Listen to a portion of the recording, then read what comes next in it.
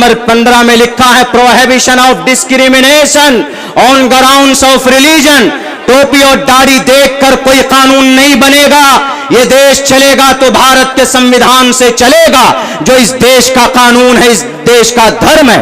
और आप अगर ये समझते हो कि भाई ये बुज़दिल कौम है, ये कुछ करना नहीं जानती है, तो खिलाफ सबसे ज्यादा जिस जमात ने बढ़ चढ़ कर हिस्सा लिया है, उस जमात का नाम ऑल इंडिया मजलिस इत्तेहादुल मुस्लिमीन है।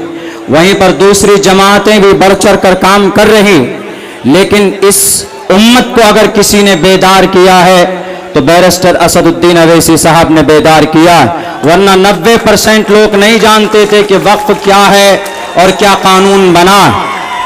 मेरे भाई और मेरे साहब से कहेंगे कि आप खड़े होकर के तहसील साहब जो चेयरमैन हम लोग का जिला परिषद के, उनसे पहले आपसे पहले उनसे बुलवा सकते हैं तहसील भाई से।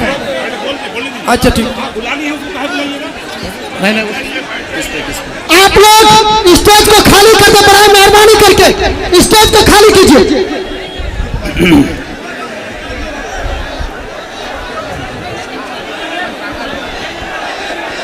बिस्मिल्लाहिर्रहमानिर्रहीम। क़ाल अल्लाहु तबारक व तआला फ़िल क़ुरआनिल मजीद लन तनालुल बिर्रा हत्ता तुनफ़िक़ू मिम्मा तुहिब्बून वमा तुनफ़िक़ू मिन शैइन फ़इन्नल्लाह बिही अलीम। सदक़ल्लाहुल अज़ीम। क़ाल रसूलुल्लाह सल्लल्लाहु अलैहि वसल्लम इज़ा मातल इंसानु इनक़ता अन्हु अमलुहु इल्ला मिन सलासा इल्ला मिन सदक़तिन जारियतिन औ इल्मिन युंतफ़उ बिही औ वलदिन सालिहिन यदऊ लहु औ कमा क़ाल नबी अलैहि सलातु वस्सलाम।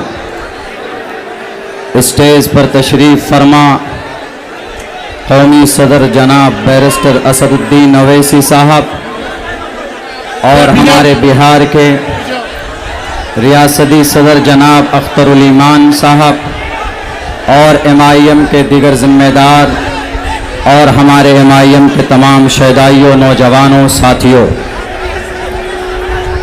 हम लोग यहाँ पर जमा हुए हैं। मुख्तसर 2-3 मिनट के अंदर अपनी बात पूरी करूँगा। एक नया कानून हमारे इस मुल्क भारत के अंदर मुसलमानों के ऊपर थोपा गया है। वो ये है कि मुसलमानों का जो वक्फ का मामला है, बहुत से लोग सवाल करते हैं कि वक्फ कुरान और शरीयत में कहाँ है। मैंने आप लोगों के सामने अभी जो आयत पेश की है, इस आयत में वक्फ की दलील है। वक्फ का मतलब दान करना, अल्लाह के रास्ते के लिए कोई चीज़ कुर्बान कर देना। भारत की धरती पर तकरीबन 9.5 लाख एकड़ ज़मीन वक्फ की और प्रॉपर्टी के ताल्लुक़ से पाई जाती। उस ज़मीन के ऊपर नए तरह के कवानीन बनाए गए। आप मुसलमान हैं, आपको पता होना चाहिए कि वक्फ अब से 1400 साल पहले इमाम शाफी फरमाते हैं कि सबसे पहले वक्फ इस ज़मीन पर अगर किसी ने किया है तो जनाब मोहम्मद रसूलुल्लाह सल्लल्लाहु अलैहि वसल्लम ने वक्फ किया। उसके बाद हज़रत उस्मान ने, हज़रत उमर ने और इसी तरह दूसरे सहाबाए किराम ने अल्लाह के रास्ते में दान और ख़र्च किए। तो वक्फ का ताल्लुक़ हमारे अक़ीदे से भी है, वक्फ का ताल्लुक़ हमारे ईमान से भी है। आज जो मुसलमान सबसे ज़्यादा सड़कों पर है, 2 वजह से। एक तो ये कि हमारा जो वक्फ का मामला है, चूँकि शरीयत से इसका रिश्ता है, हमारे अक़ीदे से इसका रिश्ता है और हम मुसलमान शरीयत से, अगर शरीयत न हो तो हमारे वजूद का कोई फ़ायदा नहीं। दूसरी बात यह है कि भारत के संविधान में, भारत के जो कानून बना है, उसके अंदर कई सारे आर्टिकल्स के अभी जो कवानीन बनाए गए उसकी खिलाफ वर्जी की गई। मुसलमान सबसे ज़्यादा सड़कों पर इसलिए वो अपने अक़ीदे को भी बचाना चाहता है और भारत के संविधान को भी बचाना चाहता है। मेरे भाइयों, नौजवानों, मुसलमानों, आप यकीनन इस वक्त आप मैदान में हैं। मुल्क हिंदुस्तान में अगर इस बिल के खिलाफ सबसे ज्यादा जिस जमात ने बढ़ चढ़ कर हिस्सा लिया है, उस जमात का नाम ऑल इंडिया मजलिस इत्तेहादुल मुस्लिमीन है। वहीं पर दूसरी जमातें भी बढ़ चढ़ कर काम कर रही, लेकिन इस उम्मत को अगर किसी ने बेदार किया है तो बैरिस्टर असदुद्दीन अवैसी साहब ने बेदार किया, वरना 90% लोग नहीं जानते थे कि वक्फ क्या है और क्या कानून बना। मेरे भाइयों, मेरे नौजवानों, आप इस वक्त जो सड़कों पर हैं, ये सिर्फ शरीयत को बचाने के लिए नहीं, बल्कि भारत के आर्टिकल में दफा नंबर 14 है, जिसमें कहा गया इक्वालिटी बिफोर लॉ और the equal protection of the loss with in the territory of India. आप इसकी हिफाजत के लिए भी मैदान में हैं। आर्टिकल नंबर 25 आप उसकी हिफाजत के लिए भी मैदान में हैं। Article number 15 prohibition of discrimination on grounds of religion. इस जमीन पर सबसे बड़ा अगर धर्म मुल्क हिंदुस्तान में कोई धर्म है तो वो भारत का संविधान, भारत का धर्म है। इसीलिए कुर्सी पर बैठने वाले प्राइम मिनिस्टर साहब से कहना चाहते कि आप धर्म के नाम पर कोई कानून बनाएंगे, आप अगर जात के नाम पर कोई कानून बनाएंगे तो भारत का संविधान उसकी परमिशन आपको नहीं देता है। इसलिए कि आर्टिकल नंबर 15 में लिखा है prohibition of discrimination on grounds of religion.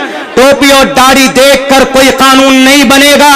ये देश चलेगा तो भारत के संविधान से चलेगा, जो इस देश का कानून है, इस देश का धर्म है। और आप अगर ये समझते हो कि भाई ये बुज़दिल कौम है, ये कुछ करना नहीं जानती है, तो सुन लीजिए। 2 मिनट में अपनी बात पूरी करता हूं। इस मट्टी को बचाने के लिए सबसे पहले मैदान में 1755 के अंदर अगर कोई था तो यही कौम अली वर्दी खान था। अगर इस देश की मट्टी को बचाने के लिए 1799 में अगर कोई अंग्रेज के सामने खड़ा था तो वो शेर मैसूर टीपू सुल्तान था।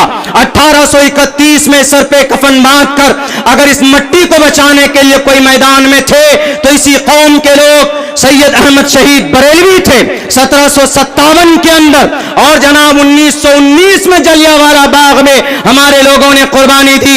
उस वक्त इसी कौम ने देश को आजाद किया था। अगर आप जैसे जालिमों से इस देश को आजाद कराने की जरूरत पड़ेगी तो यही कौम सर पर कफन बांधकर मैदान में निकलेंगे और देश को आजाद कराएंगे।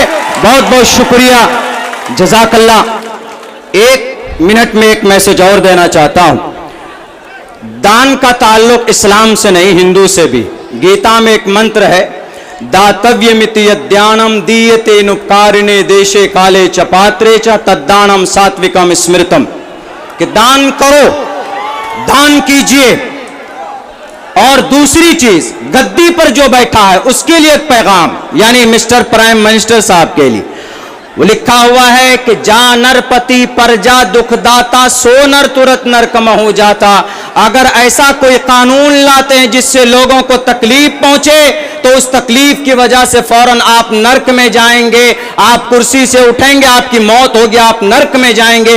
ये भी आपके लिए इबरत है। मिस्टर प्राइम मिनिस्टर साहब, यह आपके ग्रंथ में है, याद रखिएगा। गद्दी पर बैठे हैं, सबको लेकर चलिए तो इंशाअल्लाह इस देश का भला होगा। बहुत बहुत शुक्रिया, जज़ाकल्लाह। अस्सलामु अलैकुम वरहमतुल्लाह। बहुत खूब। तो अब मैं इसी के साथ हमारे